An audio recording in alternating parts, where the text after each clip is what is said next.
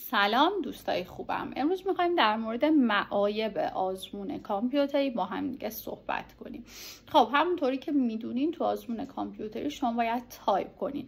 از اونجایی که حالا سیستم طوری طراحی شده که حتی برای اونایی که توی تایپ کردن ضعیف هستن این آزمون اوکی هست، ولی با این حال سرعت خیلی کم تایپ کردن میتونه زمان زیادی ازتون رو هدر بده. شما برگه دارین کنارتون، چه آزمون لیسنینگ چه آزمون رایتینگ، میتونین نوت بردارین، ولی من پیشنهاد میکنم که توی رایتینگ این کارو نکنین. همون لحظه که هر آیدیایی میاد به ذهنتون آن د اسپات تایپ کنید روی صفحه کامپیوترتون. توی قسمت لیسنینگ هم اگه مثلا تو نوشتن اعداد اینا مشکل دارید، در لحظه نمیتونین تایپش کنید، میتونین روی برگه بنویسین و بعد واردش کنید.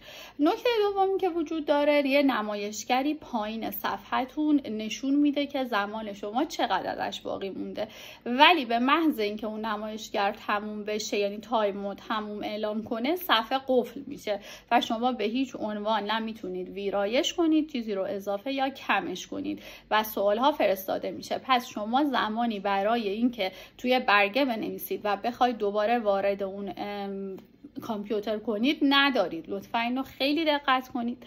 نکته بعدی که وجود داره، اون زمان سنجی که اونجا هست فقط دقیقه رو نشون میده. یعنی شما تو دقایق پایانی نمیتونید متوجه بشین که آیا ثانیه‌ای هم باقی مونده یا نمونده، یا چقدر باقی مونده این دقیقه به پایان برسه. بنابراین تمام تلاشتون رو کنین تو دقیقه پایانی بخواین ریویو کنین، یعنی دیگه تایم نوشتن نداشته باشین. براتون آرزوی موفقیت میکنم. این پست رو شیر کنین تا دوستای دیگه‌تون هم آگاه